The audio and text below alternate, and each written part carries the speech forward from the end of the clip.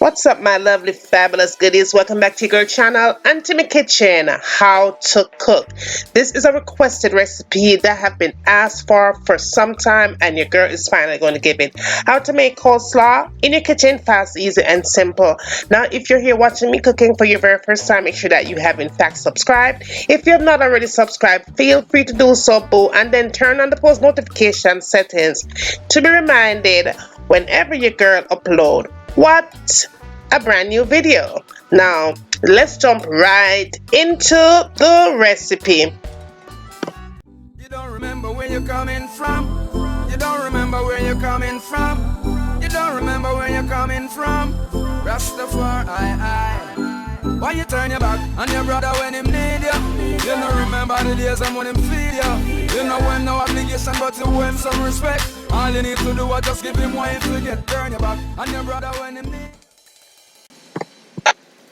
Well, goodie. Before I get started into the recipe, I wanted to give a massive shout out to Drea So Fierce for requesting this recipe. Thank you for your patience, goodie, and I see the love. Also, massive big up to all the people who subscribe to my channel, everybody who sent love to me when I was feeling really sick these past couple of days.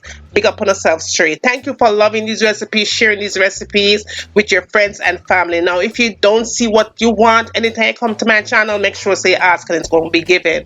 Now, big up everybody who subscribed to my channel, Life as Juliana. It's always videos that comes to mind, random videos that are off the top of my head. So if you like surprises, go ahead and subscribe. The vegan goodies is going to be blazing for 2020. It's coming. Your girl is going to bring them, and they're going to go and bring them heavy. All right. So big up on yourself straight. Thank you for the love. The story time videos are coming because I see that you love my story times, and they are coming. A real story, right? Big up on yourself straight, and yeah, love you guys so much. Now, starting with the recipe.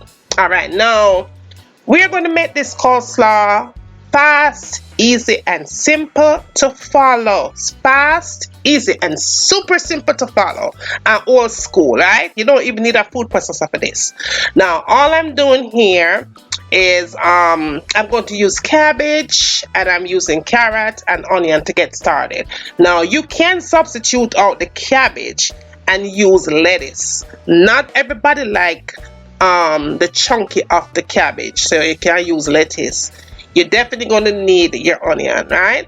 I love cabbage, so cabbage is what we're going to do today. Now, if you don't want to go this old school way with me, you could just grab your food processor and it's going to be even faster. Now, all I did was cut my cabbage in two to make it easier to maneuver, because me don't want to maneuver me in my kitchen. I have to maneuver when I'm cooking. Me are the head boss. Me are the head boss and me a cook, right? Now, you want to make sure that your cabbage, when you cut it nice and thin. Cut it as thin as you could. It's not going to be perfect thin because we are going old school, right? So you want to go in and cut it as thin as possible as you can get it. If it's not thin enough, then we're going to chop away when we get this thing going, because we don't want to have it too chunkified when we make our coleslaw. You want it to be nice and mellow as possible. I'm using my bread knife. Actually, my bread knife seems to give me the texture when I want it to be. Cut it nice and thin. Now, you're going to start chopping it, chopping it across. So you cut it long way off of the stem of the cabbage, and then you start going in and making chops out of it. And I said I'm old school, right? Everything we do in my kitchen is old school. But if you don't want to go this route again, goodie, just go ahead and grab your food processor. You know what I'm saying? Make it even faster, easy, and simpler. If there's such a word, simpler, right? Go ahead and do that. But in my kitchen, old school, I have time for my hands, so we are going this route, right? So I did have, like I said, most of the cabbage, but the girl, I'm gonna show you, yeah, the basics. So you get it right the first time. And once again, thank you for requesting the recipe, and thank you for your patience. So wait on the recipe for come. Mad love to you, boom. Mad love to you. Them always coming now. I may forget sometime, but them always coming. Now that is what it looks like when you get through cutting and chopping and all that. Now we're gonna go in with the carrot, and I'm only using one medium onion. Not onion, one medium carrot, right? That's all you need, because you don't want to see too much of the carrot into your coleslaw. You're supposed to have more cabbage, less carrot. Now, when you're going into grater your carrots, you want to get rid of anything that's left over like that. You don't want to have chunks of carrot in it.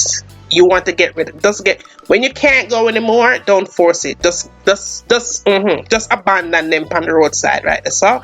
And that is all you need. More cabbage, less carrot.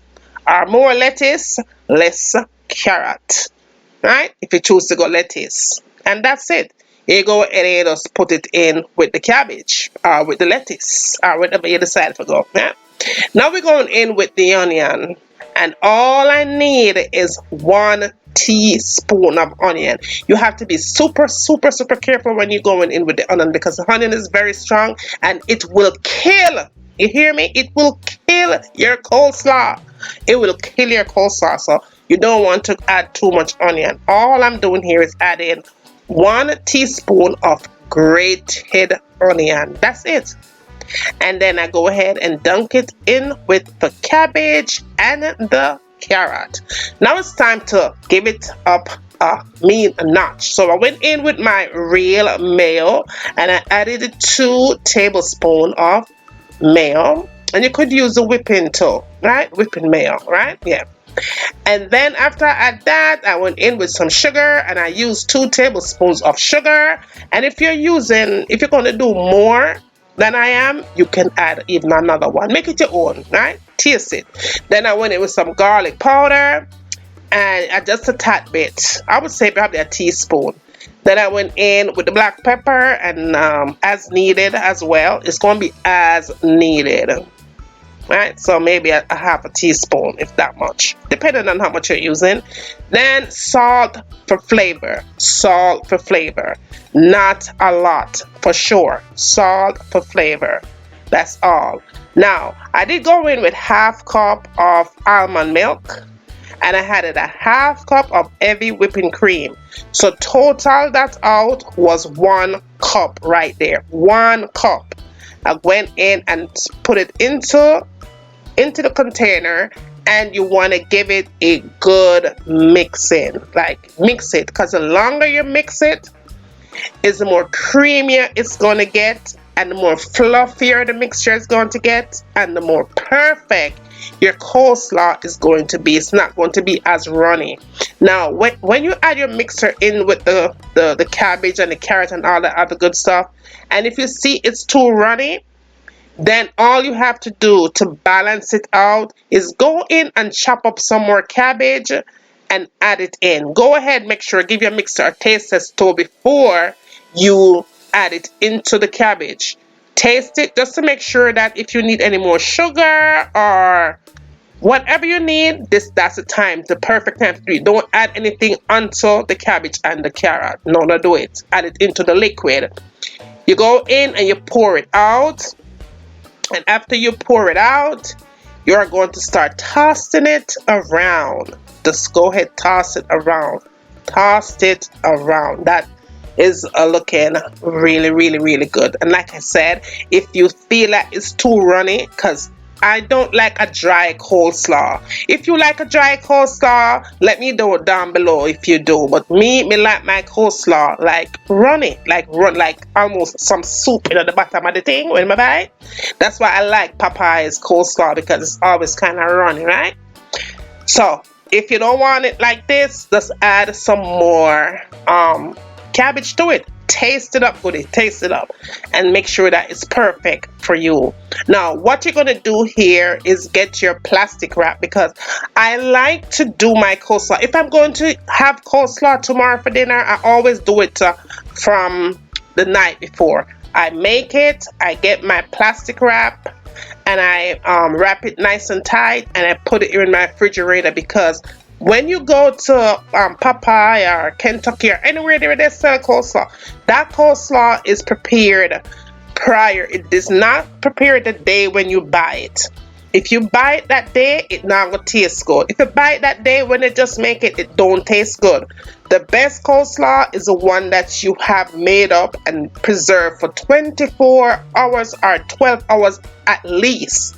That is the best coleslaw you could ever have.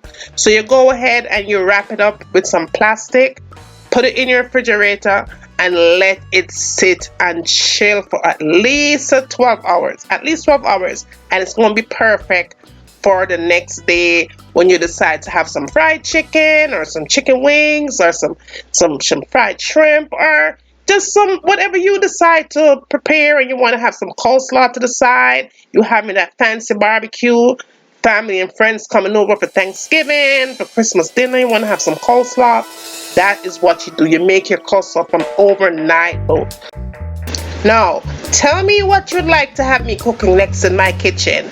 And remember, as always, from my kitchen to your kitchen. Enjoy!